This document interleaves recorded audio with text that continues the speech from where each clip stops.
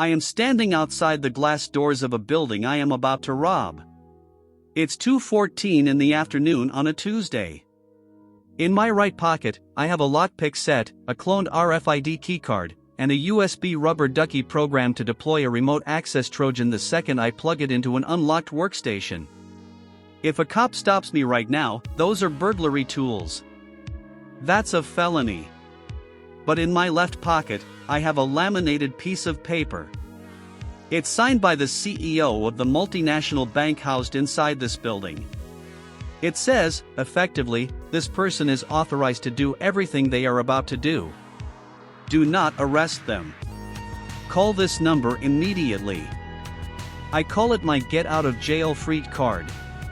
It's the only difference between me and a criminal.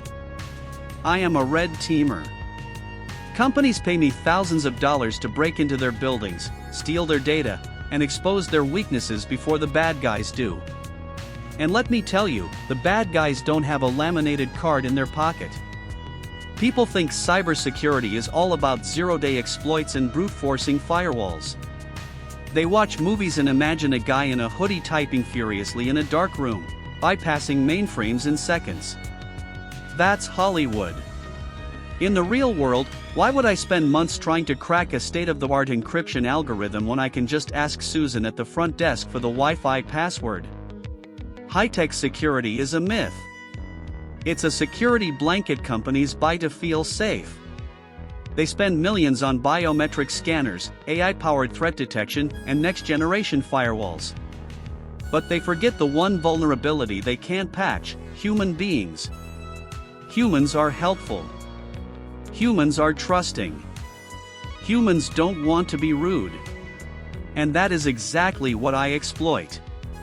We call it the human firewall, and it is terrifyingly easy to bypass.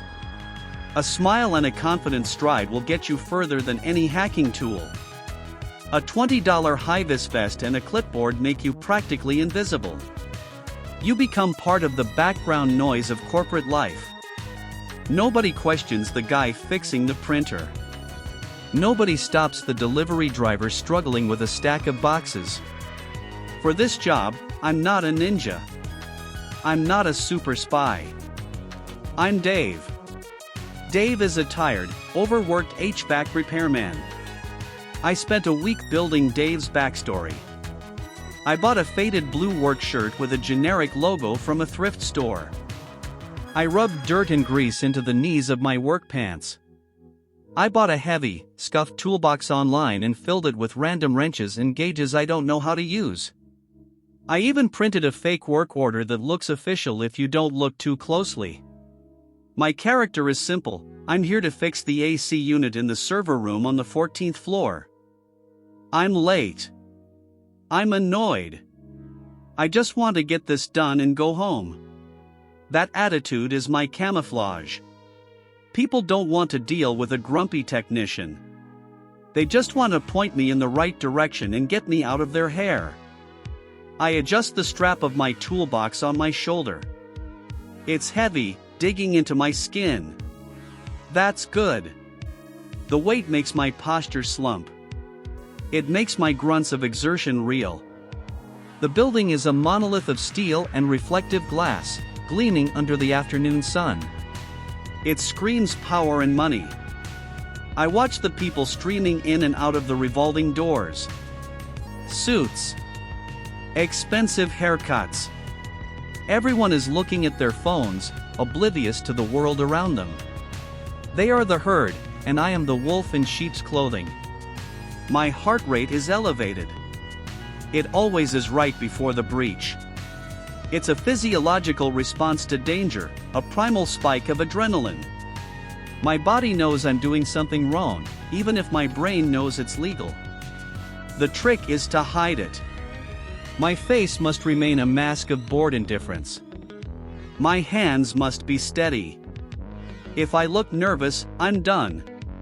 If I sweat too much, I'm suspicious. I take a deep breath, exhaling slowly to lower my pulse. I check my reflection in the glass. I don't see myself. I see Dave the HVAC guy. He looks impatient. He looks like he needs a coffee. He looks completely non-threatening. I step into the revolving door. The hum of the city, traffic, sirens, 1,000 conversations, muffles as the door seals behind me. I step out into the lobby. It's cavernous. Polished marble floors reflect the light. A massive abstract sculpture dominates the center of the room. The air is cool and smells faintly of expensive cleaning products. I walk straight towards the security desk. It's a fortress of granite, manned by 2 guards in sharp uniforms. They have earpieces. They have guns on their belts. They are the first line of defense. The guard on the left is looking down at a monitor. The guard on the right is looking at the door. He sees me approaching. He looks me up and down, taking in the faded shirt, the dirty pants, the heavy toolbox. I don't slow down. I don't hesitate. I walk right up to the desk, put my toolbox down with a heavy thud that echoes slightly in the quiet lobby, and pull the crumpled work order from my pocket. The guard looks up from his monitor. Our eyes meet. It's showtime. The guard scans my fake work order. He doesn't check the signature. He doesn't call the phone number listed on the letterhead. He just looks at my tired face, sighs, and slides a temporary visitor badge across the marble counter. 14th floor. Service elevator is around the corner. I grunt a thanks, grab my toolbox, and walk away. I don't look back. The moment I pass the security desk, a strange thing happens. I become invisible. I have a badge hanging around my neck. I have a purpose. I belong here. I walk through the lobby, blending into the flow of corporate drones. I share an elevator with 3 men in expensive suits discussing a merger. They don't even glance at me. To them, I am part of the infrastructure, like the plumbing or the electrical wiring. I am necessary, but beneath notice. This is the power of social engineering. People see what they expect to see. I step off on the 14th floor. The air is quieter here, the carpet's thicker. This is where the real work happens. I navigate the cubicle maze, following the signs for the server room. My heart rate is still high, a steady thrum in my ears, but I keep my pace measured. Confidence is key. I turn a corner and nearly collide with a woman carrying a stack of files. She's middle-aged, wearing a sensible cardigan, with the sharp, inquisitive eyes of a department manager. She stops. She looks at my badge, then at my face. "Can I help you?" she asks. Her tone is polite, but there's an edge to it. A challenge. This is the friction point. The moment where the simulation can break down. I don't panic. I don't apologize. I use psychological judo. I lean into the character. I set my heavy toolbox down with an exasperated sigh. I wipe sweat from my forehead with the back of my hand. "Yeah, I hope so," I say, my voice rough with irritation. "I'm looking for the server room. Your AC unit is throwing critical heat alarms.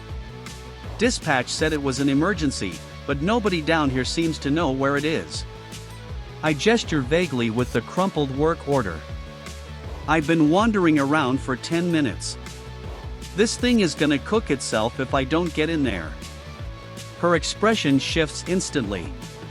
The suspicion evaporates, replaced by concern. She's not worried about me anymore, she's worried about the server room overheating. I've turned myself from an intruder into a solution to a problem she didn't know she had. "Oh, my goodness," she says. "It's right down the hall, the door on the left with the keypad. Do you need the code?" I suppress a smile. "That would be helpful, ma'am." She types the code into the keypad herself. The door clicks open. "Thank you," I say, grabbing my toolbox. I'll try to be quick. I slip inside before she can ask another question. The server room is a different world. The moment the door seals behind me, the silence of the office is replaced by a deafening roar. Hundreds of cooling fans are spinning at maximum RPM. The air is frigid, a constant 65 degrees that bites at my sweat-dampened skin. It's beautiful in a stark, industrial way. Rows upon rows of black server racks tower over me, their blinking status lights creating a chaotic constellation of green and amber. The air smells of ozone and hot metal. This is the nervous system of the bank. Billions of dollars in transactions flow through these cables every second. I move quickly now. The clock is ticking. I locate a rack near the back of the room, tucked away in a corner. It has an open Ethernet port on a switch. Perfect. I kneel down, opening my toolbox. I push aside the fake wrenches and gauges to reveal a false bottom. Underneath is my real kit. I pull out a device the size of a deck of cards. It's a Dropbox, a small, powerful computer running customized hacking tools. My hands are shaking slightly as I plug an Ethernet cable into the Dropbox, then into the switch on the rack. The port light flickers green. It has a link. I am in. I slide the Dropbox deep into the rack, hiding it amidst the tangle of cables. I plug its power cord into a spare outlet on the power strip. The device hums to life. I hear the server room door click open. I freeze. I am crouched behind the rack, completely hidden, but my heart feels like it's going to hammer right out of my chest. I hear footsteps on the raised floor tiles. Slow. Deliberate. I hold my breath. The roar of the fans is loud, but not loud enough to mask the sound of someone moving just a few feet away. Hello, a voice calls out. It's a man's voice. Deep. Authoritative. I don't move. I don't breathe. I just listen to the blood rushing in my ears, praying he doesn't walk down this aisle. The Dropbox is active. It's already beaconing out to my command and control server over an encrypted cellular connection. The breach is complete. I just need to get out. The footsteps stop. I hear a scanner beep. Then, silence. After what feels like an eternity, I hear the door click shut again. I let out a shuddering breath. I quickly close my toolbox, stand up, and smooth down my work shirt. It's time to leave. The hard part is over. Now comes the most dangerous part, walking out the front door without looking like a man who just committed a felony. Walking out of a building you've just compromised feels like waking up from a vivid dream. You step through the revolving doors, and the rush of the city hits you, the noise, the exhaust fumes, the afternoon sun. It's disorienting. A minute ago, I was a ghost in their machine, planting a digital bomb in a frigid server room. Now, I'm just another guy on the sidewalk with a heavy toolbox. I don't run. I don't look over my shoulder. I walk to the subway station, blend into the crowd, and disappear. The adrenaline crash hits me on the train ride home. My hands start to shake, a delayed reaction to the stress. I earned my paycheck today. 48 hours later, I'm back in the same building. But this time, I'm not Dave the HVAC guy. I'm wearing a tailored suit. I'm shaved. I'm carrying a slim leather portfolio instead of a greasy toolbox. The same two guards are at the security desk. They don't recognize me. They check my ID, their eyes sliding over my face without a flicker of recognition. They give me a visitor badge, just like before, but this one is for the executive floor. The elevator ride to the 40th floor is silent. The doors open onto a plush reception area. I am ushered into a boardroom that smells of rich mahogany and fear. The view from the floor-to-ceiling windows is spectacular, a panorama of the city sprawl. At the head of a polished table sits the CEO. He looks tired. Next to him is the Chief Information Security Officer, a man whose face is currently a mask of controlled panic. I sit down opposite them. I don't say anything at first. I just let the silence stretch. It's a power move, and it works. The CISO starts to fidget. I open my portfolio and slide a thick manila folder across the table. The CEO opens it. The first photo on top is a grainy shot taken from my phone. It shows the night shift security guard fast asleep at his desk, his head lolling back, mouth open. It was taken at 2:14 a.m. on Wednesday morning, 12 hours after my initial breach. The CEO's jaw tightens. He flips the page. It's a printout of a database query. It lists the full names, home addresses, social security numbers, and private bank account details of every member of their executive board. He flips again. This photo is of his own desk. His family photo is visible. His computer monitor is on. On the screen, a terminal window shows that I have administrator access to his personal workstation. This was also taken at 2:14 a.m. The silence in the room is absolute. It's heavier than the server room air. You could hear a pin drop. I lean back in my chair. Your firewall's held up, I say, my voice calm and clinical. Your encryption was top tier. Your intrusion detection systems were all online. I point to the photo of the sleeping guard. But your human element failed. It always does. The CISO looks like he's going to be sick. The CEO just stares at the photo of his own desk, a look of profound violation on his face.